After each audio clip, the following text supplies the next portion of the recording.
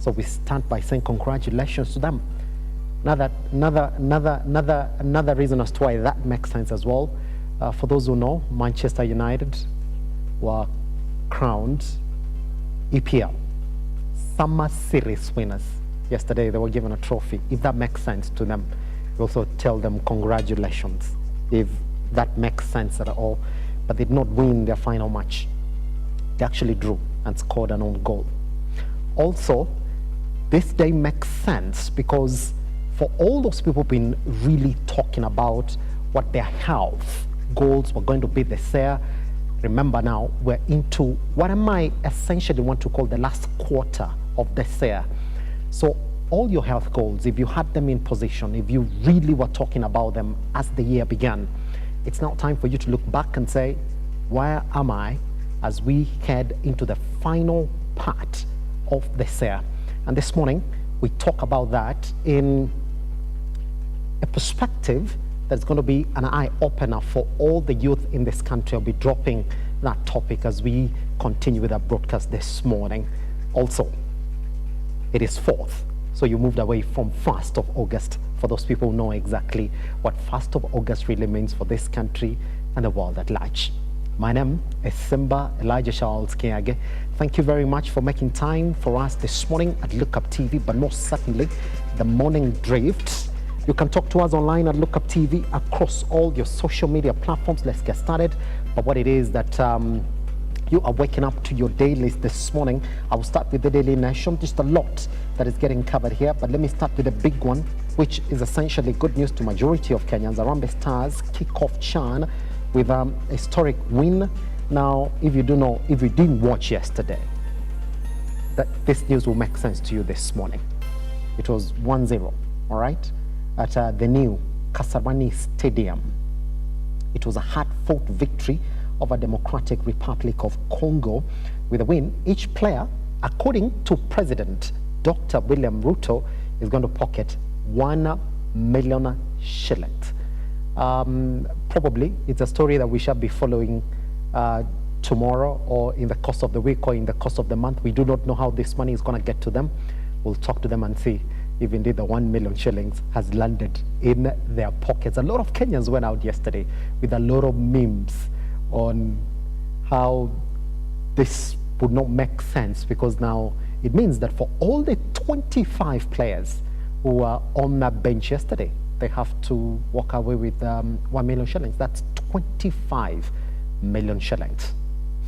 Good for them, and congratulations. We hope the rest of the matches are also going to be as great as the ones that we witnessed yesterday. By the way, also Kenya's got to witness VAR in action yesterday right here within the country. So just a lot to speak about that match. If you didn't watch it, please go catch the highlights. Also, a big story that you are going to wake up to this morning is why Kanja won't give up 60 billion payroll. Tough wars, a vicious fight for the control of police salaries has escalated, with the police chief vowing not to surrender control of the 60 billion annual budget. Now, by his defiance, Inspector General Douglas Kanja is taking on the National Police Commission and members of Parliament. Who will blink first? That's the question that is asked here. And you're going to read that story on page 4 and 5. Other stories that really make sense this morning is the heavy cost of illegal deportation of foreigners. You're going to read that story on page 3. The legal deportation of foreigners by the Kenyan government will cost taxpayers millions of shillings in a hefty court awards. That story has been covered on page 3. Good news to farmers this morning, as there has been 3.4 billion shillings boost for tea farmers. KTDA affiliated factories will secure government funding for value addition to improve tea farmers' earnings. That story has been covered on page 14. Another interesting story here is on page 8, where probe into 3.7 billion shilling ghost schools scam. Parents and union demand the National Parents Associations, NPA, and the Kenya Union of Post-Primary Education Teachers, KUPPET, who want an urgent probe in the ghost schools scandal. That story has been covered on page 8 of the Daily Nation this morning. Majority of these stories are also covered on our website, that is at www.lookuptv.co.ke. Also on our social media platforms, that is at Lookup TV, across all of them. Now, let's talk about the Standard this morning. What are they talking about? Chan, one goal, one nation, one dream. Indeed, it felt as if majority of Kenyans came yesterday and united to see Harambee Stars fight for that particular win. They made a dream start to their 2024 Chan campaign, edging out two-time champions DR Congo in a 1-0 gripping Group A opener at Kasarani. Congratulations again to them this morning. Now, there is a story here, the big story that is covered by the Standard this morning, and they're calling it Mothers Gone Cold. All right? They were fathers, daughters, lawmakers, and whistleblowers killed brutally, mourned publicly, and then forgotten by a just system built to forget. From Chris Msando to Mercy Keno, Jacob Juma to Agnes Wanjiru, the deaths sparked outrage, but no answers. Now, years later, no convictions, no closure, as families grieve. The silence is deafening. A nation once promised accountability must now confront a grim question: why do Kenyans dead never get justice? You're going to read that story on page 4 of the Standard this morning. Good. That's exactly what it is you're waking up to on your dailies. That means then it's time for me to jump into the big conversation this morning. And as promised, we are talking about your health this morning. We're looking at Kenya's health sector, but there's some numbers that are indeed gripping headlines this morning. And this is how we're going to jump into that conversation. Now, according to the Ministry of Health reports, over 25% of non-communicable diseases cases in Kenya now affect people under the age of 40. Now listen to that percentage, 25%. These are conditions that were once reserved for older adults, like hypertension, diabetes, arthritis, and stroke. They are now showing up in Kenyans as young as 21 years of age. Now, meanwhile, silent deficiencies in vitamin D, magnesium, B12, and iron are increasingly being linked to persistent fatigue, brain fog, anxiety, and hormonal issues, even in people who appear to be physically well. Other areas like mental stress, trauma, and toxic lifestyle exposures are compounding the problem, creating what health experts now call the invisible epidemics. Now, to help us unpack what is really happening inside the bodies of our youth, especially those in Kenya, and how we can respond, we are joined by one Dr. Mercy Maina, who's a respected consultant, toxicologist, and director of Toxicology Experts Limited. Dr. Mercy, karibu sana. Bamba. Here's the thing. I would like to begin from a very broader perspective. When we're talking about chronic illness, and then we say 25% of those people affected in this country are people now below the age of 40. Why is 40 a figure that we need to pay attention to? And why is 25% then a figure that we need to start talking about too in a bigger scope? Okay. When we look at 25%, yes, it means that it's a quarter of the population, which is quite a bit of something. And then 40 years is, we would consider that a bit young, because the life expectancy is 70. Yes. Meaning that if we have a 25% of the population who are below 40 with chronic illnesses, it means that the life expectancy will now go down based on that statistic. Yes. Yes. Fantastic. Which therefore takes me back to us really trying to understand what are chronic diseases. When we talk about chronic diseases, for any other person listening to you, what is a chronic disease?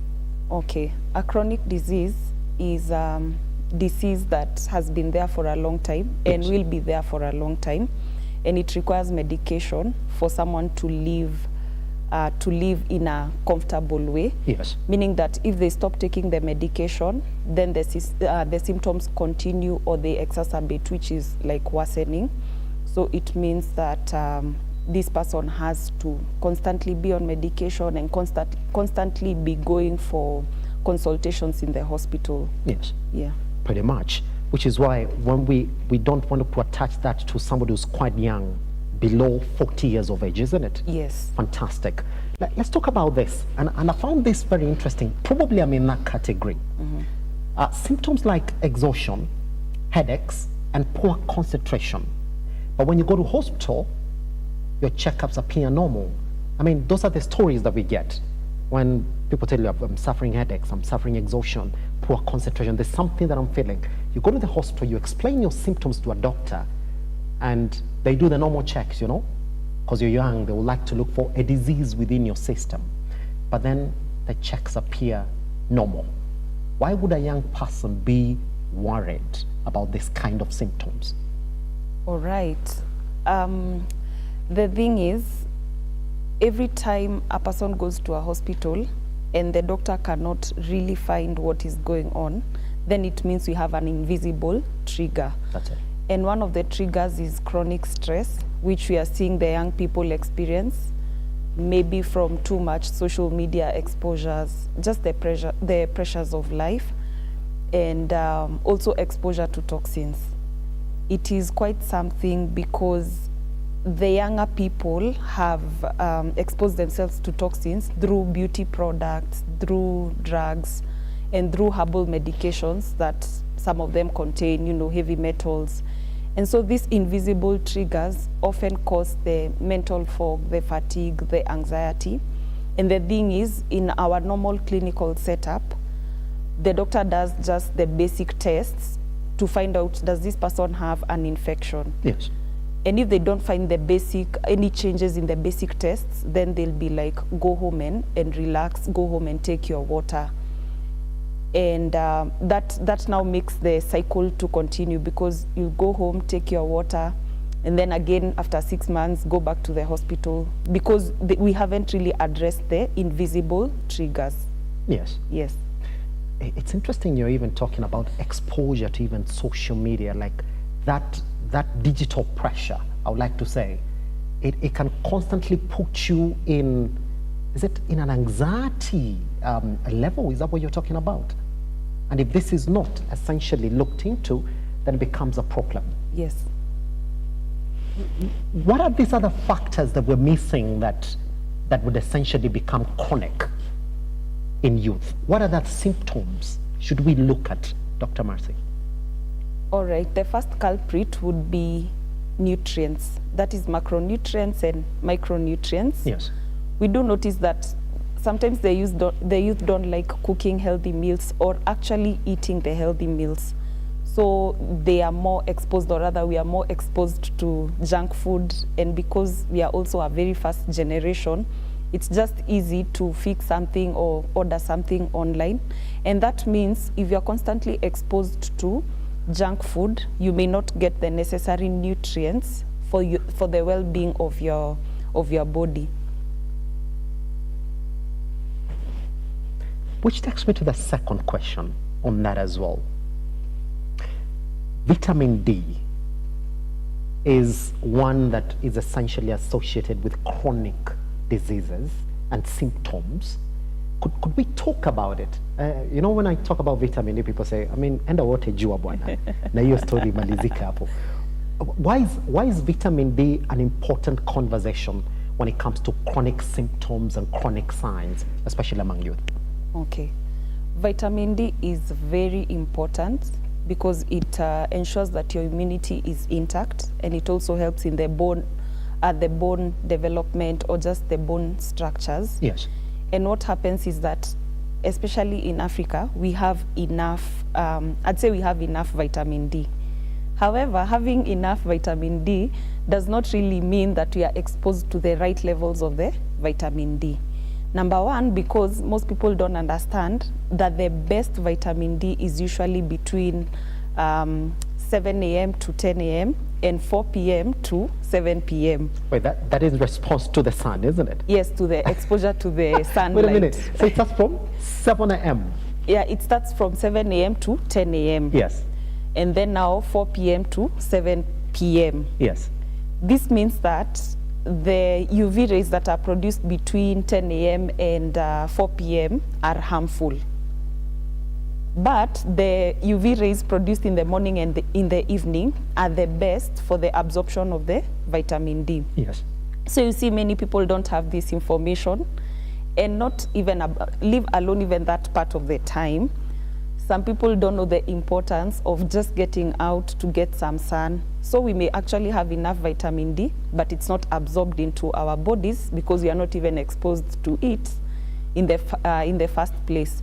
Number one, because of excessive usage of sunscreens. Number two, just lack of the exposure. And also now number three, pollution and just pollution. So it's interesting we should say that the best time for you to go out and get the sun is between 7 and 10, you say? Yes, a.m. But that's the time that people are working. Is that why majority of youth then, men were indoors by that time? We don't, the digital economy that you sit in the house in the morning, that's the time you're supposed to put your work in. By the time you take your break, you're not essentially getting the right vitamin D then, once you step outside. What I'd say, there's nobody who works from 7 to 10 continuously. Yes. And so there needs to be that culture of after every 45 minutes you take a walk. Yes. So that the productivity is a bit high. And now during the walk, someone could actually walk around their office, outside their office, get 5 minutes of sunlight, go back, continue with their work another 5 minutes. Because essentially it's not like you're supposed to be seated outside enjoying the sun for like 3 hours. No, just 15 to 20 minutes within those two time frames is actually enough for the absorption of the vitamin D into the skin and also into the body. Yes. Yeah. What are going to be my symptoms if indeed I don't have enough vitamin D in my body? What should I look out for? Which is going to be a sign that's going to say, hey, you need to get it back into your system. The first thing is the low immunity. Yes. That is constantly getting sick or constantly getting flus, colds, and things like those with no exact basis or with no exact exposure. For example, if someone goes to a cold location and they come back with a cold, we'd say it's actually because of the cold.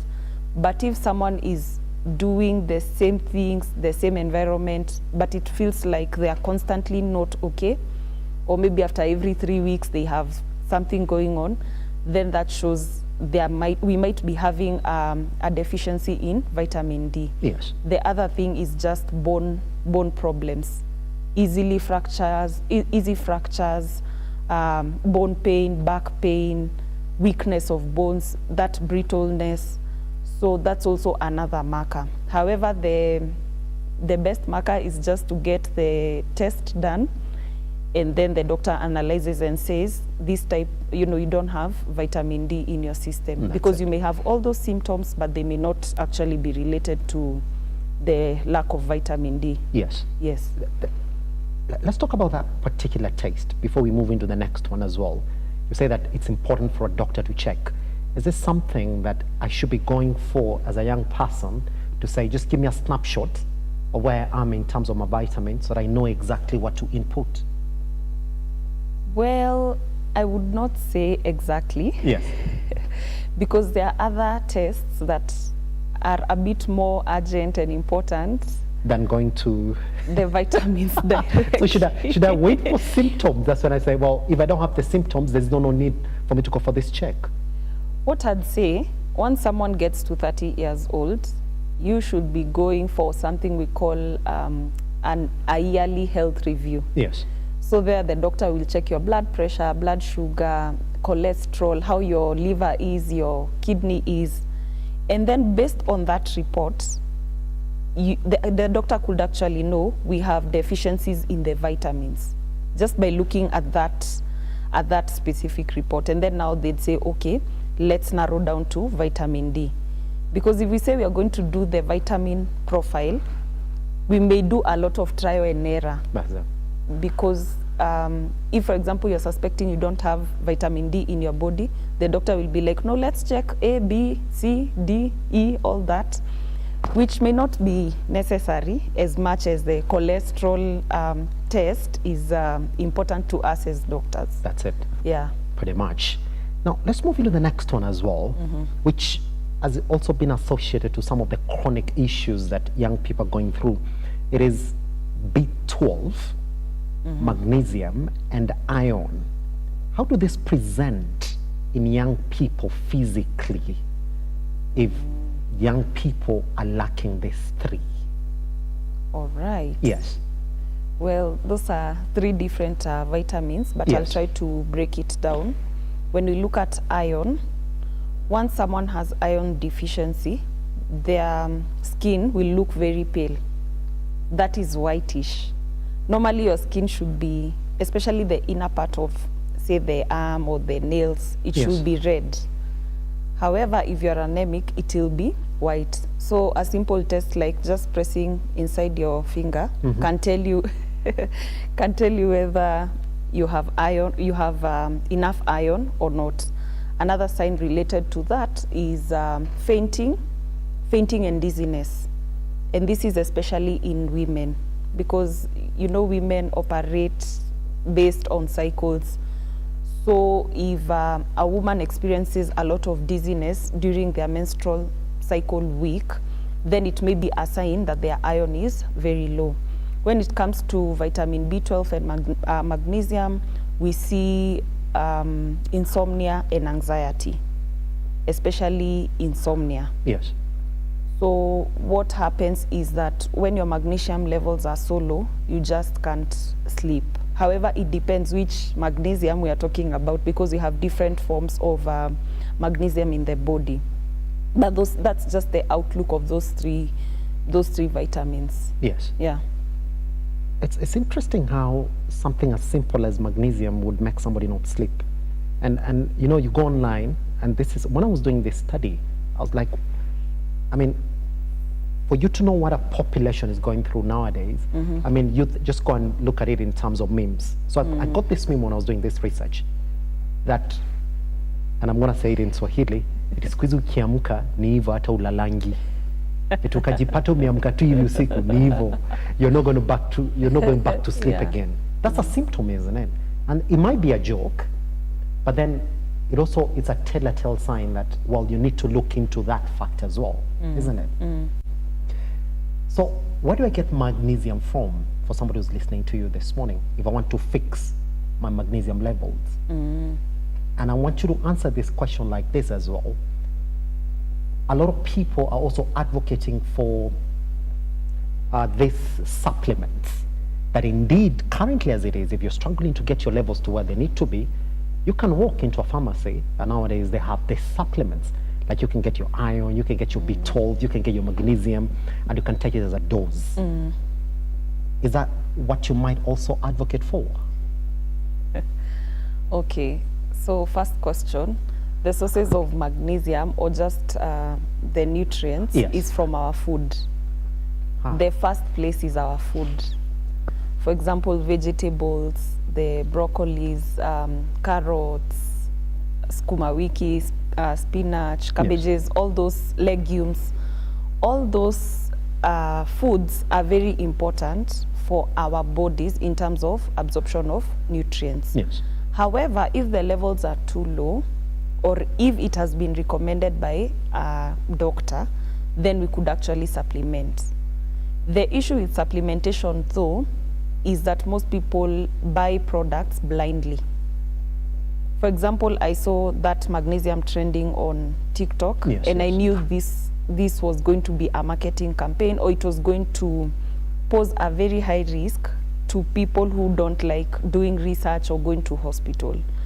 And what happens is that if you supplement without direction, you may actually be exposing yourself to more problems than resolving the issue. Meaning that not every supplement is fit for everyone. Before we supplement a patient, we have to check what does their blood sugar look like, what does their blood pressure look like, what is going on in their body. And then now we can say, okay, let's use magnesium citrate, for example, or magnesium something else, based on the report we have received. Yes. So if someone goes ahead and just purchases because they saw it or because they had such a conversation, then they may pose a risk of worsening the situation or worsening the symptoms, or actually fixing one symptom and exposing themselves to another symptom or just another condition. So there needs to be a lot of calculated moves before we actually supplement. Yeah. Yeah. That is professional advice, by the way, as we go on this break, because those are some of the issues that we're going to talk about once we come from this tiny breather that I'm going to take, is that even as you feed in to majority of the information that you find, and you need to discern what is professional advice, like what we're getting from Dr. Marcy this morning, and consumption advice or marketing advice. Marketers will also tell you, you can never get these levels of vitamins from your food. You can never get this level of magnesium from your food. In fact, if you watch some of these videos, they'll even come with fruits. I saw that, Dr. Marcy, and say, you see these 3 fruits, for you to get this level of vitamins, you need to take 25 of them. But this one tablet will give you this level of vitamins. So for somebody who's watching, you're like, there's no need of me going to take that fruit. I can just walk into a pharmacy and order that. So once we come back then, we're going to look into areas of even processed foods and some of the lifestyles that majority of youth in this country are leading, which is why this morning we are talking about 25% of all those chronic diseases in this country are falling in that bracket of people below the age of 40 years. We already told you some of the symptoms. Which bracket are you? Once we come back, we dig further into this topic. Talk to us at Look Up TV across all your social media platforms.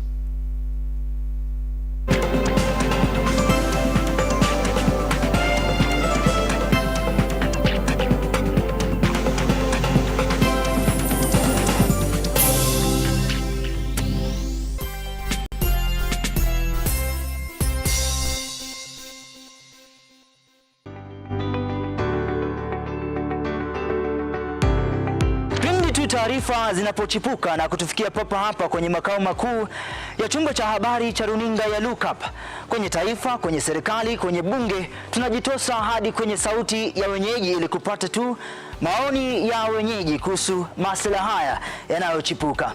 Maana hii kitu inaenda kuumiza Mkenya kwa tax.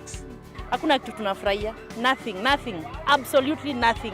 Sisi tunaumia, si ati tunaumia ile ya kiukweli.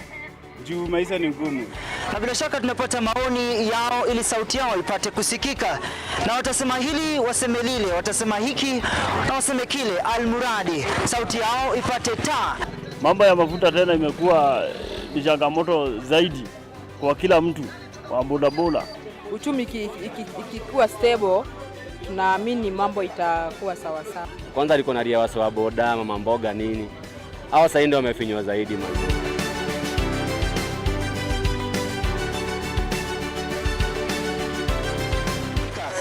Mtazamaji, hii ni bunge la wenyeji.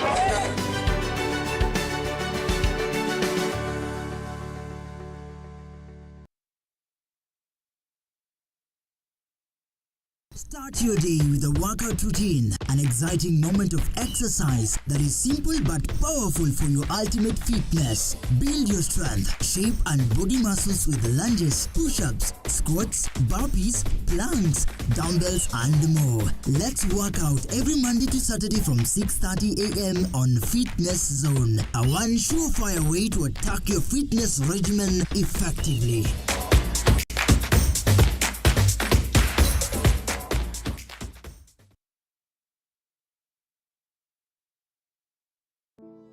Save a Life is a non-profit organization that has taken the front line in transforming lives in the entire country. So far, we have transformed the life of over 100,000 people through our programs, which include medical support, youth empowerment, street family program, feeding program, and climate change. Join us today as we transform lives. As we always say, service to humanity is service to God. Save a life, transforming lives.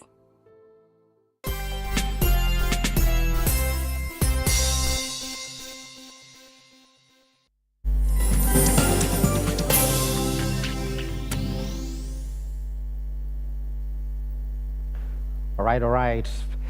Welcome back to Look Up TV. My name is Simba Elijah Charles Kiage. If you're just joining us, we are looking at what is exactly the cause as to why 25% of the chronic diseases in this country are affecting people below the age of 40 years old.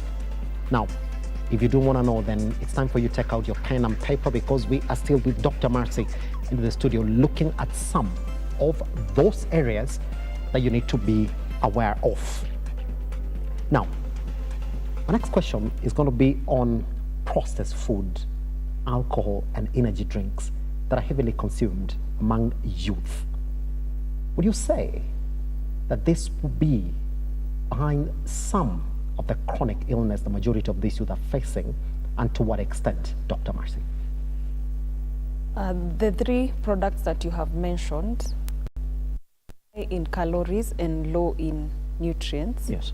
Meaning the more you consume them, the more they do not help your body, and the more you experience inflammation.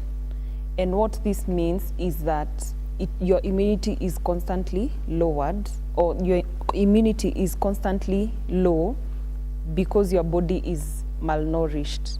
For example, let's look at the energy drinks. They give you the boost, they give you the energy, and you feel so productive for a moment. However, once it wears off, then it means you need another shot of the energy drink to feel a bit more better. Yes. And in fact, some of the energy drinks we have are the major culprits of high blood pressure and heart disease, because they constantly spike your blood pressure just to keep you on a constant high. When you look at alcohol, alcohol does not have any nutrients, and it's also very destructive to the gut and to the kidneys. Yes. So all these products may not really be beneficial to the body, no matter how good they make you feel. Are they supposed to be avoided completely? Here's the thing, and when I ask this question, I usually tread softly. Because if you look around, there's somebody who said now, in Nairobi, for example, it's cheaper to eat unhealthy than it is to eat healthy. In the sense of that within your radius, if you really wanted to catch a quick meal, you're probably going to get it instantly. These fried foods, this fried chicken, these fries, alcohol, all these things we're talking about, your burger, than it is to get a healthy meal. For a healthy meal, you gotta think twice, why am I gonna get it? It's not readily available. Are we supposed to consume, are we supposed to stop consuming them, or heavily regulate our consumption patterns? Where are we on this? First concept, Yes. it's actually a myth that healthy food is more expensive than processed food. Is it? Yeah, it's actually a myth. Because eggs are readily available, skuma wiki is readily available, and even cheaper. I mean, you could just go to Mama Mboga and tell her, give me skuma for 30 or 50. Yes. Which is cheaper than buying the chicken that rotates. Yes. So what I'd say, which may be a bit too strict, when it comes to processed food, the thing is to actually stop taking, or just stop taking them completely. Completely. Reason being, processed foods are very addictive because they have so many flavors. And also, as a business person, I'll make the processed food to be as yummy as possible so that I have repeat clients, right? So, if someone is really serious about their health and they want to avoid lifestyle disorders, then the thing is they should actually stop completely and be intentional about taking healthy foods, no matter how hard, no matter how stretching it is, because that is what will give you mileage in the later years. Yes. Because whatever you do in your 20s and 30s will definitely reflect in your 40s, 50s, and 60s. Even if you turn around when you've gotten to 50s and 60s? Let me tell you, turning around at 50s, at 50s and 60s Yes. is usually very difficult. Oh, yeah. Reason being, at 50s and 60s, someone is trying to build their legacy. So meaning they are quite productive and they are putting their house in order. So they may not really have the time to, just start planning their meals and stuff like that. Yes. And then also at that age, it may not really be easy to tell this patient, start going to the gym. Yes. At 50, or start taking ndomas. It sounds very, it sounds very foreign. Yes. And also now at 50, there are people who are like, okay, if now I've gotten sick, I'm already 50 years old, so I've already lived my life. So even if I die, I've already done something, I've already left behind some children and Yes. property. So the chances of giving up past 50 and 60 are usually very high.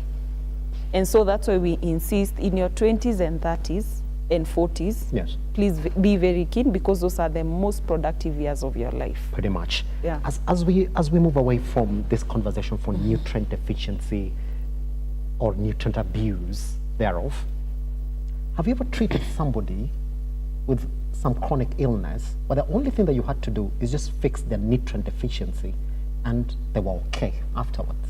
Okay. I'll give two case scenarios. Yes. I had a patient who was epileptic from 25 years, she's now 30. So they had tried all the medications. So by the time she was coming to me, she had tried many things. Yeah. And so I looked at her medical history, and then I told her, just go and get your certain vitamins checked, just to make sure everything is okay. Yeah. And they actually got that profile done, and we were able to fix it very quickly. And now the original medication started working. Oh yeah. Yeah. And epilepsy, it's quite a big thing when you have it. Yes. This patient had seizures every single day, like actually 3 times a day. So what they needed to do is to increase the dosage of their medication so that they don't get the seizures. Yeah. But if they increase the dosage, they sleep the whole day, because they have those drugs have that Yes. effect. Yes. And so now she was not able to live a normal life, because it's either she's getting the seizures or she's sleeping. So someone referred them to me as a toxicologist, and I was able to analyze. First, I made sure they don't have any toxins in their body by doing the right tests. Then now we checked the other nutrients, and we identified this is it. We quickly supplemented, and the patient is okay. Well, more reason for you to take this serious this morning. Okay, let's then jump into the next part of our conversation this morning. I want you to touch on cases of diabetes, high blood pressure, and even stroke. And I was looking at the numbers. Of course, the Ministry of Health didn't give me like definitive numbers of where we are. What they're saying is that they are rising for people below the age of 35 years. From what you've said in this morning, I mean, diabetes, high blood pressure, and stroke, they're not epidemics that you would associate with people below the age of 35. What would be the immediate blame for you as a doctor now, for you to say that for any other person who's got this below the age of 35, leaving genetics aside, it will be because of this and this and this? Okay.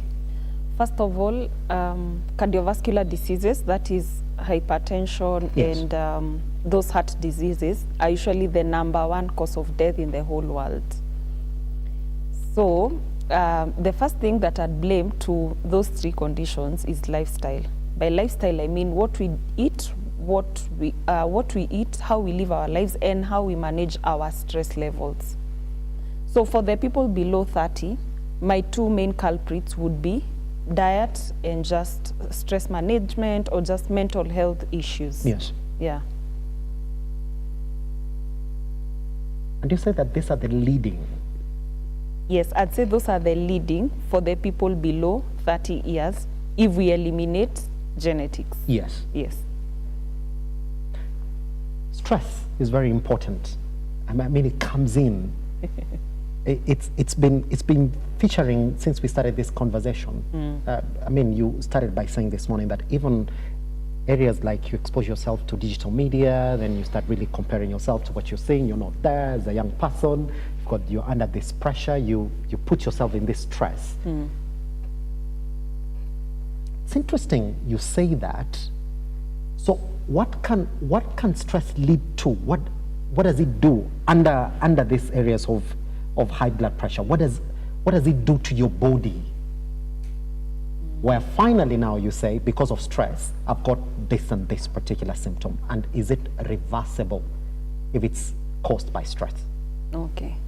So number one, stress usually lowers the immunity to a great extent. Yes. And then it causes the immunity to go inwards. You know, ideally, immunity should just fight the bacteria, the viruses that come into your body. Your body should have a way of fighting those things before you even take medication. Yes. However, if your immunity is constantly low, then it means you'll constantly be sick. And sometimes the immunity attacks the internal organs. For example, it may attack the pancreas. And once it attacks the pancreas, then we see a patient having diabetes. So stress usually triggers even changes in hormones.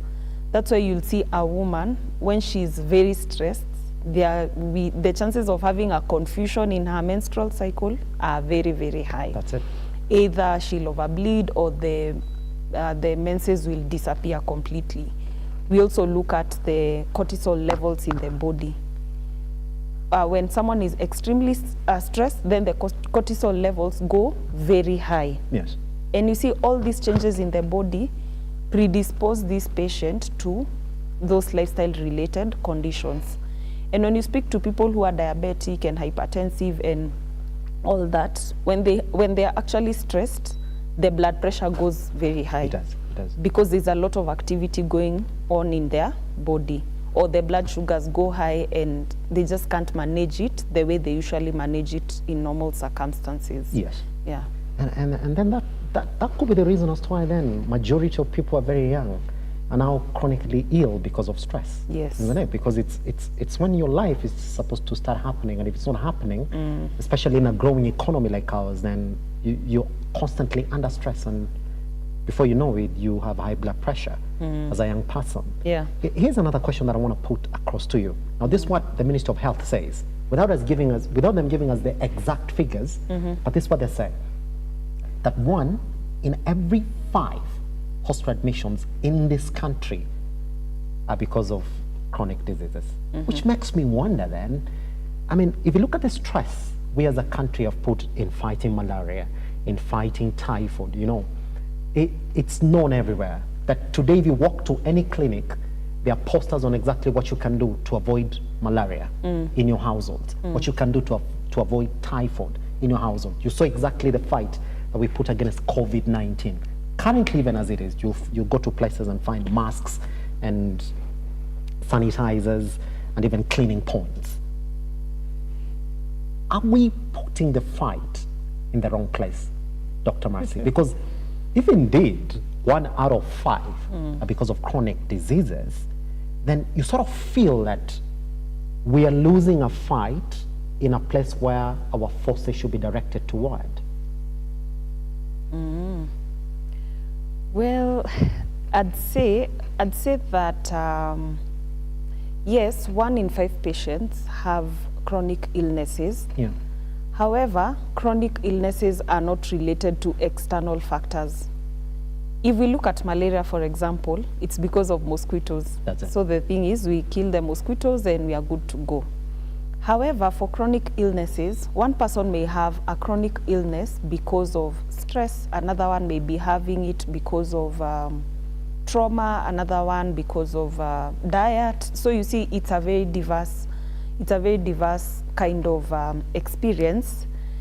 And if, for example, we take stress as a country, how can we manage stress? It means we need to have more talks on mental health, and we need to have more resources on mental health. Yes. Which has not yet been, I'd not say it has been done really, because maybe we may not feel the need for it, or there's also a lot of stigma around mental health illnesses. And actually someone may be depressed, but they may not even be willing to go for, you know, therapy or treatment. So it's a very complex situation, and most of it can be resolved through awareness. And I guess that's where we may need to actually ask, how can we create more awareness on mental health issues? How can we let people know that it's okay to go through whatever you're going through, and you can get help? And how can we create the right resources, even in the in the lowest level of healthcare in our country? For example, a level 2 hospital should be having a counselor, should be having a therapist or a psychiatrist. That way we may be able to create the opportunity to try and resolve this menace. But as at now, I'd say it's a bit complex. Yes. Yes. Let's look at another area that makes this conversation a bit complex as well. Somebody told me when I was looking around that simple things like environmental toxins, like pesticides, plastics, and fumes might also be contributing to this early onset of chronic diseases, especially in a country like ours, Dr. Mercy, where somebody said, Simba, for example, go to Nairobi City, our matatus in this country, which also contribute to the highest portion of public transport. It's like, do you know that majority of these vehicles, some of them are from 1960s, 1970s, and those are the ones that occupy majority of the routes within the CBD. You go outside the country, the oldest of the oldest are the ones that are still plowing these routes, and young people are using them. And so whether you like it or not, that there's so many predisposing factors that would actually affect somebody using this public transport. Is it true that the environment could also, to a large extent, contribute to chronic illness that we're talking about this morning? Absolutely. Environmental toxins, or toxins in general, have the capacity to actually tamper with every system in a human being's body. Yes. And how we are exposed to these toxins is through, you know, for example, use of plastics that contain microplastics. And you see many people just buy water bottles without actually finding out, is this a plastic bottle? Does it have, you know, what chemicals does it have? And the thing is, constant exposure to those toxins is very detrimental, especially to the kidneys. Very detrimental. And I know someone would ask, okay, so what are we supposed to do? Or yes, you've told us the environmental toxins are affecting us. What I'd say is, if someone has really tried to go to the hospital and they actually can't get what the problem is, the first step should be to see a toxicologist so that they are able to analyze their systems and find out if we have any toxins in their body. Because the thing is, that conversation about toxins is not very common even in the clinical setup. So it's constantly an unseen trigger, but because we don't really talk about it, then it's not given the attention it deserves. Yes. I was actually surprised when I was doing my research now in that area that some hospitals outside, you know, the country or outside Africa, before you start your treatment, you have to go through the hands of a toxicologist, or they have to do some basic tests on toxin levels in your body. And I was like, wow, that's a great approach, because at least we are able to know what exactly we are dealing with. Yeah. So it is very important to understand that toxins have an effect and to constantly be on detoxification. even without like seeing a toxicologist for that, people can actually live a lifestyle of constantly, you know, detoxing through learning how detoxing is done. Yes. Yeah. Takes me to the next point as well, on that as well. Because, you know, when you're doing research for this kind of conversation, it opens you up to a lot. Yeah.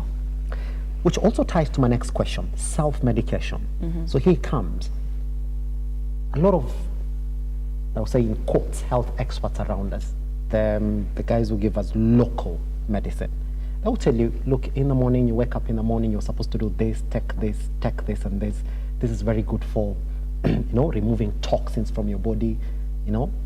And so you find the majority of people are now getting into what they call self-medication. You find majority of people are going for painkillers, herbal detoxes, energy boosters, things that are around them in this digital age. That before, and the videos that are done online, and this, I came across a lot of them. Before you go to hospital and waste your money on a doctor, do this, and this, do this, and this. And they've got a lot of views. Some of them even up to 20 million views per video. Yeah. So like, even if this guy would get like a quarter of this 20 million, that is 500,000, he's already got a huge population that's already following this gospel. Yes. Is that also a factor as to why majority of people under the age of 35, because of getting into self-medication, they're not finding themselves to be chronically ill as well? Yeah, self-medication is a huge culprit when it comes to chronic illnesses. Yes. Because what the painkillers do is that they resolve the current symptom, but they do not solve the root cause. And the thing with painkillers is that they are like a quick fix of something. You have a headache, you just take your painkillers and you move forward. However, you may be resolving a headache that is caused by, you know, high blood pressure or just something that is going on in your body. Yes. And by the time you go for checkup, things have already escalated. It's something to do with kidney damage, heart disease. So it is a very risky, it's a risky space to keep on taking painkillers. Once in a while, it's okay. I mean, it's just okay. But if you take the painkillers once, twice, and it's actually not working, or it works and then the symptom comes back, it is a sign that your body needs to be checked. Yes. Let's talk about the social media. Well, I would say that the young generation or the younger generation does not really like doing the research in terms of, yes, I have heard that ABCD helps, but does it actually help? And giving yourself to online doctors, and some of them are actually not doctors, is a very, it's actually detrimental to your health, because everyone will give their opinion on what should be done and how things should be done. And the truth is that most doctors who are actually qualified doctors tend to reduce the medication that they give you. That's true. And they also may not have all the time to keep on doing content. So that tells you, if someone is really doing content all the time, and you know, it's a reason to actually check them out. What specific type of doctor are they? And what exactly are they doing? Another thing is that different doctors have different specialities. For example, my space is toxicology. Yes. So if you look at my content, it will be mostly toxicology. And unless I'm a physician, I may not be speaking about gynecology, pediatrics, because I want to stick to my lane. And that also happens in the clinical setup. If a situation involves a pediatrician, then I will refer you to the specific doctor, because I don't want to mix up. Yes. So it is important to question, it is important to ask why. Why are we being told that we should take A, B, C, and D? Once you are able to ask yourself that question, you will unfollow very many people, and you will actually stop buying medication over the counter. And you will do the necessary things. For example, if you've experienced a headache for the last 3 weeks, you'll actually say, no, let me go to hospital for a checkup. Yes. And at least that's a bit more safe. Pretty much. Yeah. I want you to answer this question because I would like us to go for another tiny breather so that we come and wind up this conversation.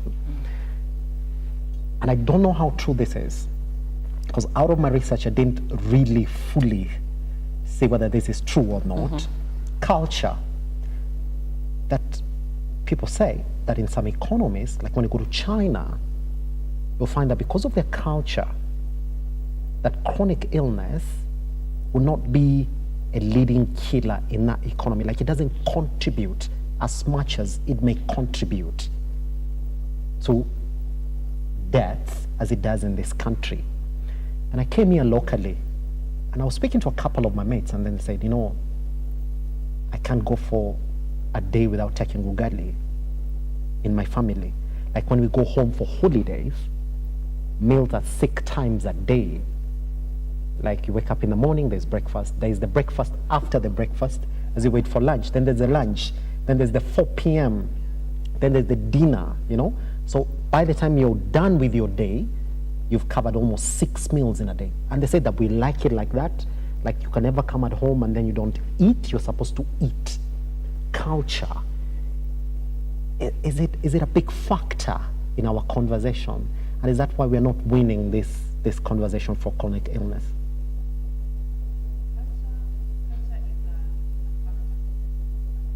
Lifestyle and just diseases. Yes. For example, I was watching a certain video on TV that was speaking about people in a certain community who take very hot tea. Yes. And now we have cases of cancer, throat cancer in that location, so many cases. And it's actually related to taking very hot tea. And these patients were being asked, why exactly do you take hot tea? No, we are just used to it. It's a culture. Not that the place is cold.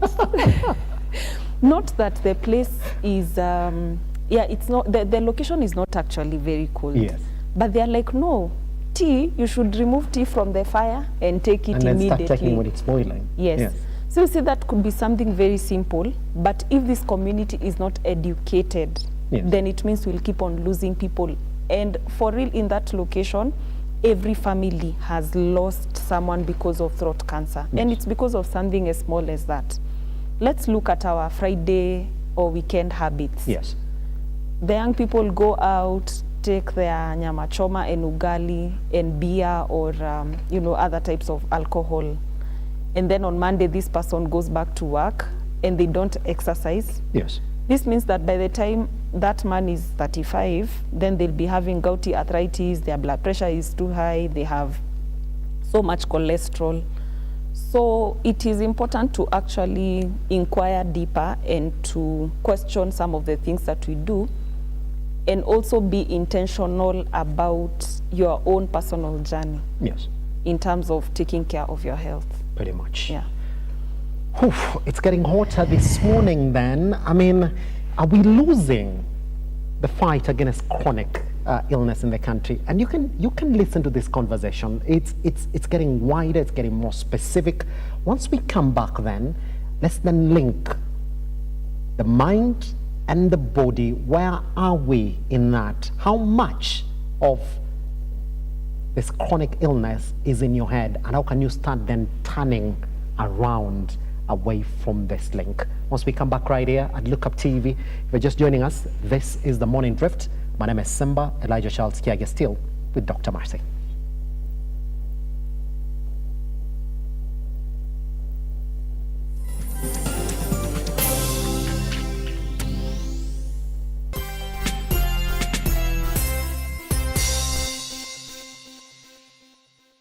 When it comes to the soul-searching, stirring and enriching spiritual warfare moment, it is here at the Burning Fire Conference. Hosted by Bishop Ken and Mercy Ken from Sunday the 3rd to the 10th of August 2025, the Revival Sanctuary of Glory Church Riruta Satellite Kawangware invites you to its 21st Annual International Burning Fire Conference themed Divine Provision, aligned by the power text Genesis chapter 22 verse 14. Powered at the altar by the man of God Apostle Joseph Wamapendo, Apostle Stephen Musyoka, Apostle Joseph Bahati, and Reverend Amos. RSG Destiny Choir, Blessed Voice Choir, Glorious Choir, and RSG Praise and Worship Team will amplify their voices in music adoration. This alive spiritual engagement will be every day in the afternoon from 2 p.m. to 8 p.m. Remember, on its final day, the 10th of August, the church shall request your continued support in building their special permanent church which is underway. This Burning Fire Conference will be live streamed on Look Up Television, Watch Revival Sanctuary of Glory, and Bishop Ken Official across Facebook and YouTube. For more information, contact 0758 743 555. The 21st Annual International Burning Fire Conference 2025, Divine Provision. Amen.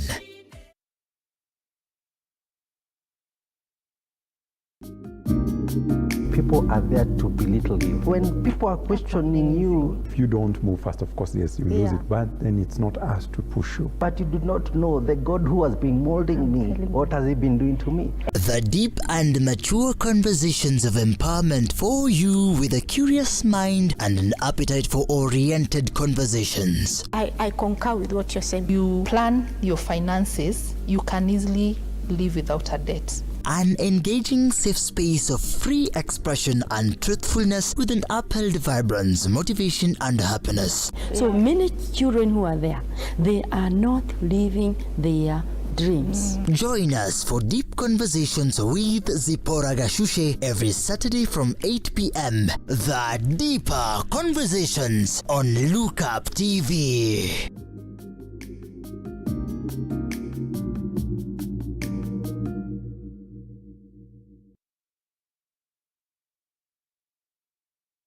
Start your day with a workout routine, an exciting moment of exercise that is simple but powerful for your ultimate fitness. Build your strength, shape, and body muscles with lunges, push-ups, squats, burpees, planks, dumbbells, and more. Let's work out every Monday to Saturday from 6:30 a.m. on Fitness Zone, a one surefire way to attack your fitness regimen effectively.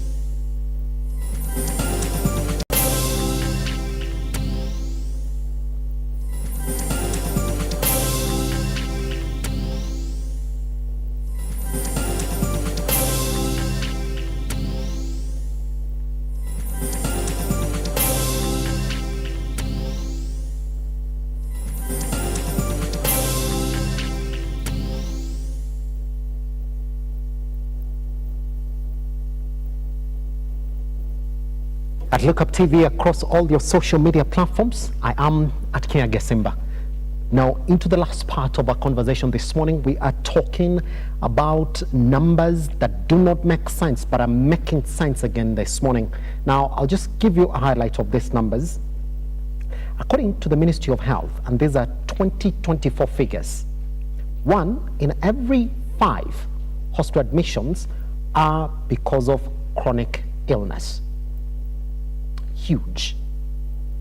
Again, they also state that over 25% of non-communicable diseases the called NCD cases in Kenya now affect people under the age of 40. We've walked the journey on what these communicable diseases are. We've walked the journey on some of the top causes from a nutrient perspective. Now let's then go down and link this to the body and mind. We are still in the studio with Dr. Mercy. Now, there's a growing evidence that chronic stress and emotional trauma can cause real physical illness. How is this valid? And is this connection real in your practice? Let's make people understand that. Right. Trauma and chronic stress are usually stored in the body. Yes. That's why people who are going through, for example, depression will have migraines and extreme headaches. And then someone going through unprocessed grief. They've probably lost someone and they've not been able to go for therapy. You find that they have constant chest pains. And sometimes they even translate to heart diseases. For example, have you ever heard people say that from this person lost their, for example, spouse or parent or child, they started getting sick from that point, and after a few years they also died or we also lost them. It is because if trauma is not dealt with, then it actually translates to disease. And there's a biochemical process for that. Number one, there's usually disruption of hormones due to the constant stress. And then there's overproduction of cortisol, and then lowered immunity and heightened inflammation. Yes. So that tells you that if someone has trauma because of a specific thing, and for example, now they have inflammation, so the chances of that going down to lifestyle diseases like diabetes and hypertension is very high. So it is very important to try and resolve any trauma that someone may be carrying to make sure that it does not translate to physical illnesses. Yes. Yes.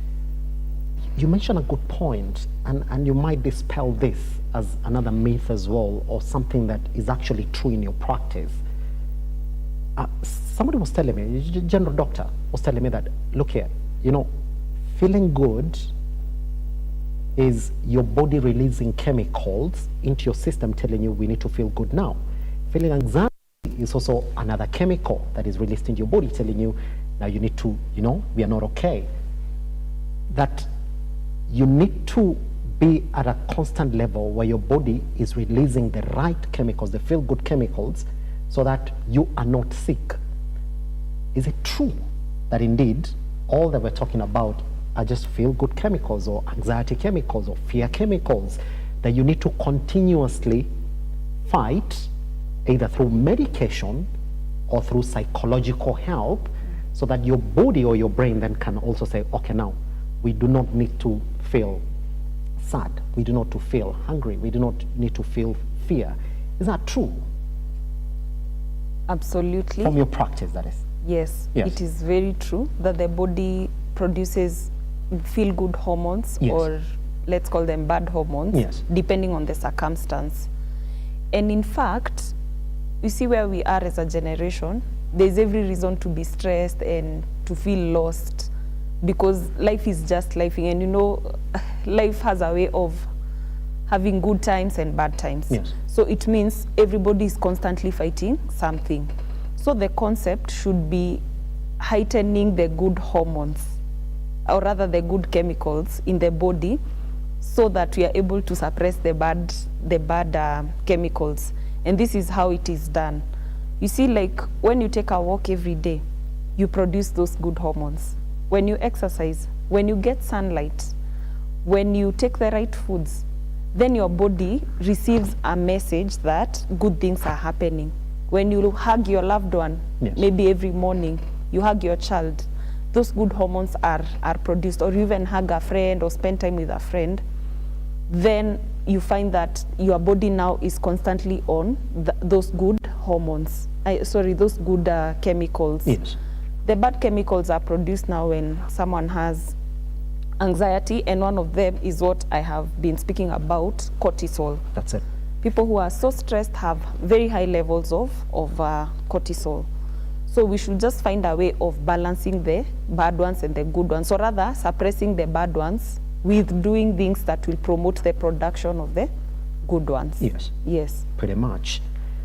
We're going to mention slightly on that area for how many young adults now are under intense pressure financially, socially, and mentally. But just before we get there, how do you handle cases where you have a patient and you can clearly see that this patient might be just going through stress, but then later on, for you realize that this could be something deeper. There could be a chemical imbalance here, or just something physical going on with this patient, and they do not realize that whatever they've gone through now has reached the physical state. How do you handle that case? Because this patient is coming to you knowing very well, it's just stress. I don't understand why stress would make me go through this heavy physical headache, or I've got muscle pains, or I can't sleep. I don't get it. How do you handle that, Dr. Mercy? Okay. In my clinic, let me use that as an example. Yes. You have to pre-fill a form that has all your details, your age, weight, and there's a part that is written about mental health state or about stress levels. And you actually write, my stress levels right now are at 7 out of 10 or 10 out of 10. Yes. And so when this patient comes in, they'll tell me, okay, I have this and this and this and this, but we have to discuss that stress level part because it's very important to me and to them. And I have to explain to them that before we even go through detoxification so that your blood pressure can go downwards, we have to work on this trigger. That's it. And how we are going to do this is that you'll have to go for some therapy sessions before you come back to me the next time. Yes. Or before you come to the next consultation. Reason being, I may be doing all the work, giving them the right advice, doing the right tests, giving the right medication. But if we do not deal with that trigger, then we are actually wasting time. Yes. And the truth is, if a patient comes and, for example, they are overweight, and I tell them, you know, we have to lower this weight, and they are stressed, they'll not even go to the gym. They'll not even be able to eat the vegetables I'm telling them. Because if they are constantly stressed, then chances are, you know, junk food is a comfort kind of food. So chances are they'll not even look at the vegetables I've told them to eat. They'll be like, no, I'm stressed, let me just take ice cream. Yes. And now we'll be going round in circles. And I guess what happens is that you just have to explain to the patient slowly until they understand that, you know what, maybe your blood pressure is spiking because of the stress that you're going through at work. Please help me and tell me how can we now work on the stress that is related to your workplace. That's it. Then now the patient will say, okay, I may change my job. Then now we bring in the conversation of therapy, of which there are some people who are not even open to that because they feel like I don't have a problem. But I've seen that if you explain to the patient that, you know what, this stress is actually going to cause more problem, they're usually like, okay, I'll deal with it. Yes. So it's important to have that conversation with the patient and make them understand and understand completely. That's it. Yeah. It's a good thing that we've gotten to that part for medication, and we're trying to link this to the mind. General knowledge, and I say general knowledge when I'm guided, like outside here, when you start looking for what is wrong with me. Today I'm feeling scared. Today I'm feeling sad. Today I'm feeling anxious. General knowledge that is available to the rest of the public is that there's medication for that. Even high blood pressure, there's medication for that. Even your blood sugar, there's medication for that. But there are people who are living knowing very well that I don't have to worry.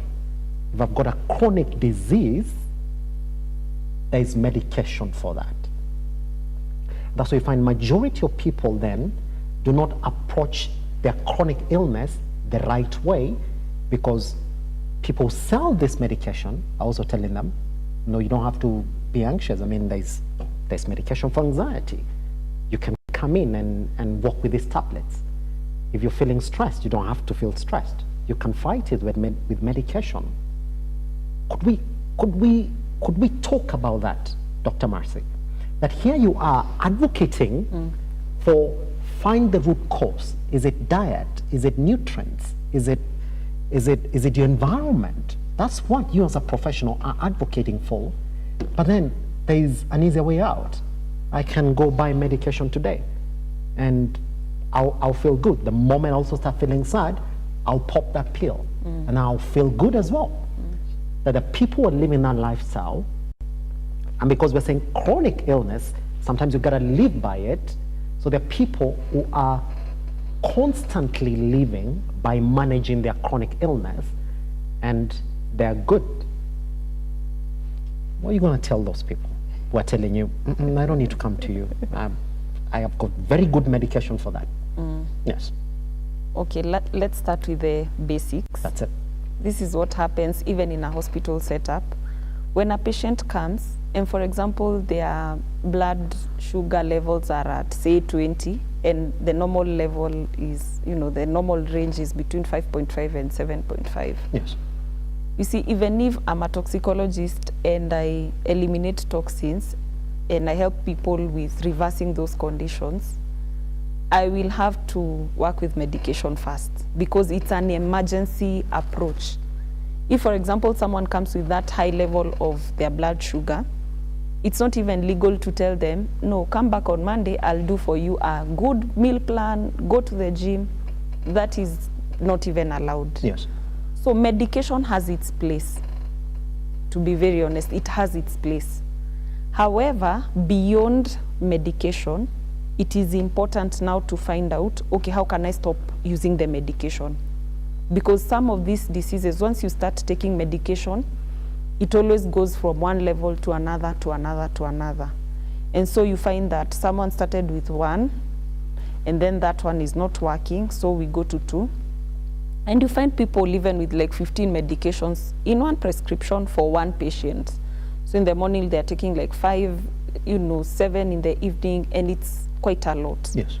So the thing is, once we do the emergency treatment, it is important to take it to the next level and say, okay, whatever has happened, but now how can I come out of this? Because some of these chronic illnesses are not death sentences, and neither are they the final, the final say, or rather that's not the final report. Yes. For example, like diabetes type 2, we have type 1 and type 2. Type 2 is related to lifestyle, meaning if we are able to challenge the lifestyle of this person, then we can reverse. However, it takes a lot of commitment and a lot of intentionality on the patient, so that when you tell them, look here, stop eating this and this and this, do your workout, come for your detoxification, come for your testing. If they are able to cooperate, then it's easy to reverse some of these conditions or slow down the worsening of the condition, which we call prognosis. Yes. Because what happens if you get high blood pressure, you're one step away to getting a stroke. If you get diabetes, you're one step to getting organ damage.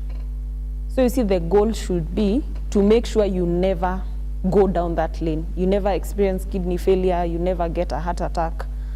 And how that is done is by now working on the lifestyle and by getting into intensive sessions of detoxification and just guidance in that area. Yes. Yeah. Are you as experts in this field, and I get the cautious, and I get the cautious approach that you're giving this matter, that, well, even as you do that, know that this would eventually happen to you.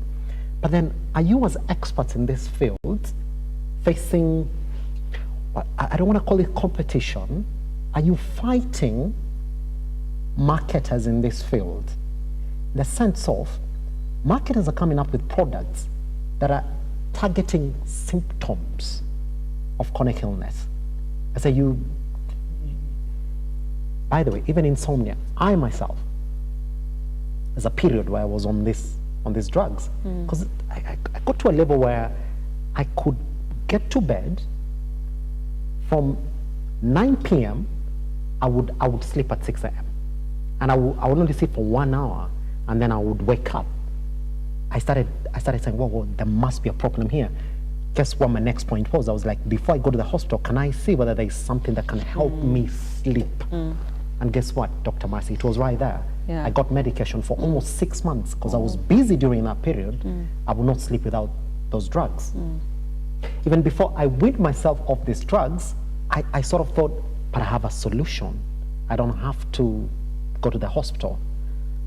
Are you fighting what I would like to say are cheap alternatives in the market for the symptoms of chronic illness, as opposed to what you're doing, treating the chronic illness?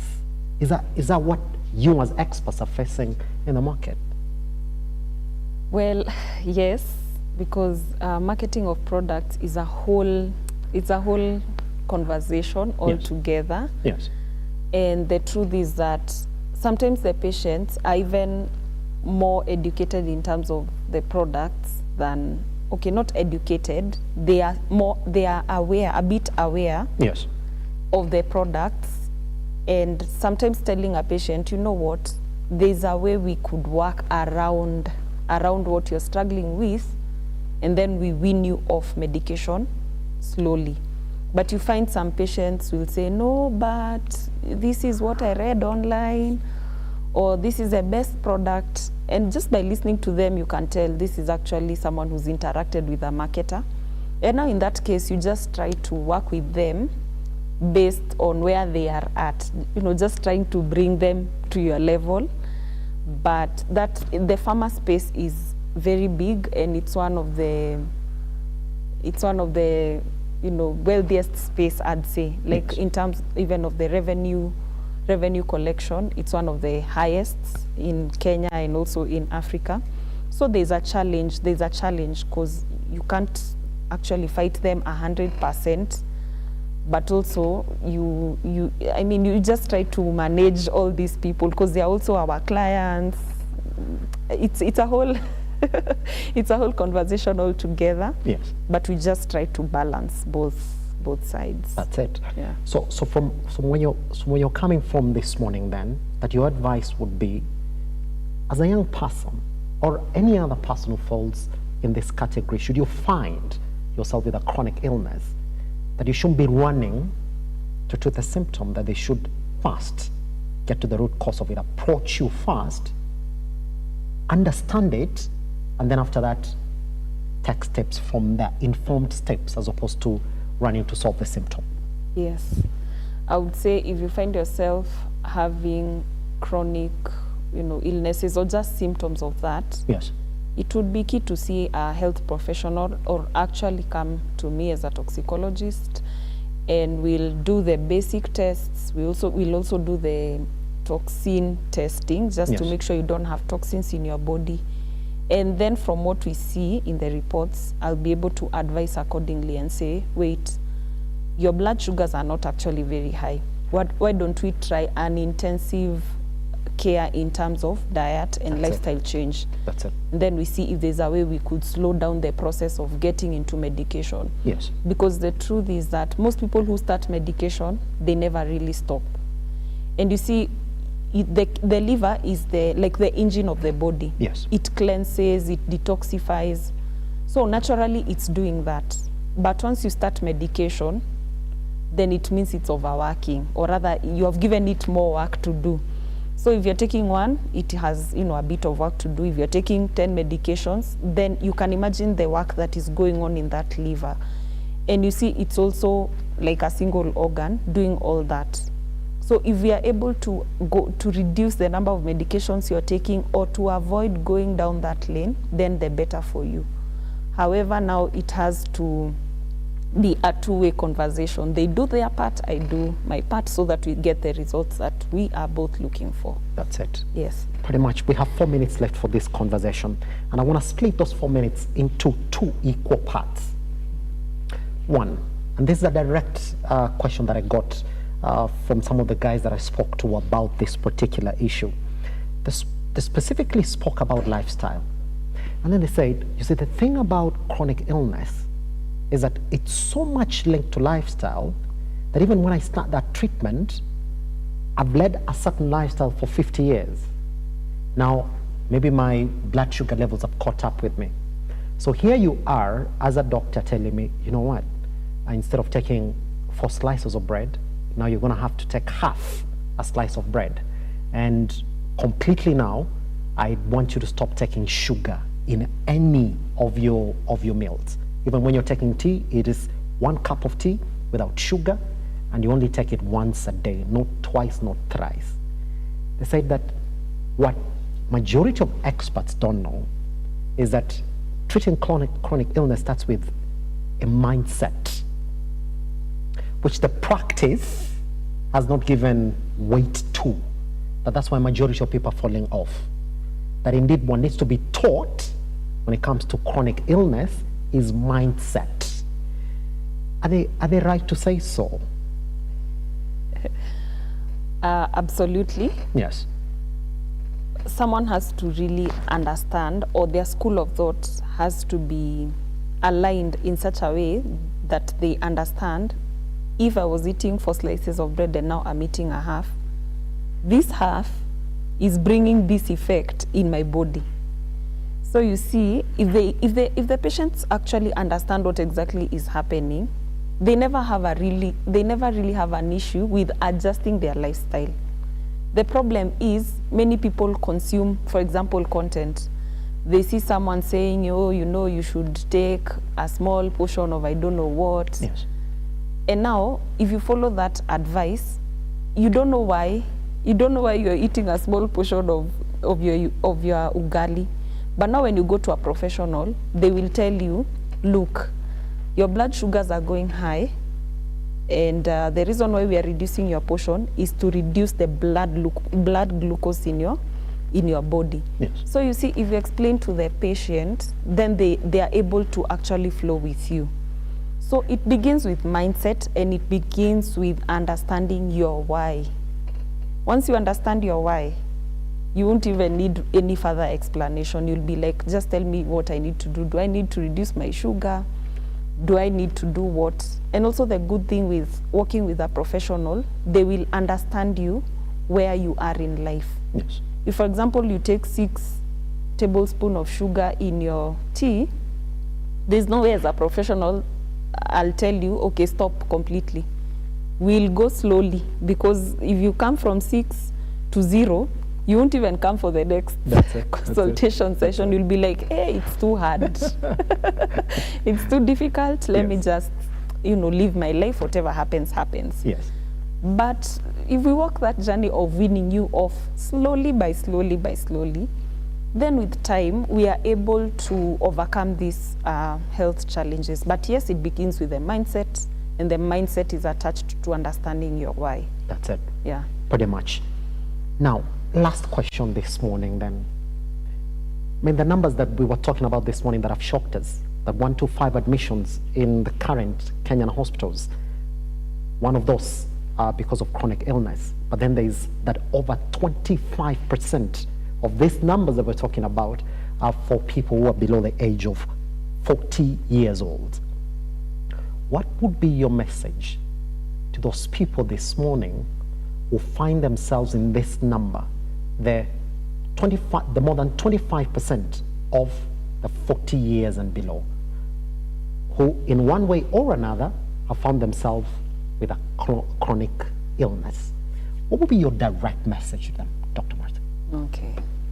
I'd say that, number one, your symptoms are valid, and whatever you're going through is actually, valid. Yes. So once you find yourself in that space, just take the necessary steps to find a way of coming out of that situation. That is through getting the right medication and acceptance. Acceptance. You see, in the older generation, when someone has these conditions, they're like, oh, it's age. But now when it catches up with someone below 40, we tend to have a lot of denial, even in hospital. And you see, anytime you have denial, we may not be able to help you, and you may not be able to come out of that space. But once you accept, then it will be easier to take the necessary steps to manage your life and improve your quality of life despite what you're going through. Also, it's key to manage your stress and manage what you're eating, or rather just your lifestyle. Yes. Because as much as we treat these things, prevention is always better than cure. So if you've not found yourself in that situation already, just try and avoid it by eating the right foods, making sure your body has the right nutrients and you're doing the right thing, so that we don't talk of a different story in your 40s or in your late 30s. That's it. Yeah.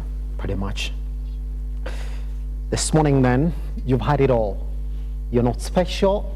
It might get you, and if you're in it, then start taking the right steps towards making sure that you're not in the numbers we're talking about this morning by Dr. Mercy, who says that this is the biggest killer in the world. Not even COVID, not even malaria, not even typhoid, guys. That death, chronic illness, the biggest killer in the world. All right, this morning then, we were in conversation with Dr. Mercy Marina, who is a respected consultant and a toxicologist in the country, and she is a director of Toxicology Experts Limited. Right now, you do know exactly what chronic illness is and how to avoid it. Dr. Mercy Marina, thank you very much for coming by. All right, take a back online and look up TV across all your social media platforms. I am Akiage Simba. I'll see you tomorrow for another proper conversation. Goodbye.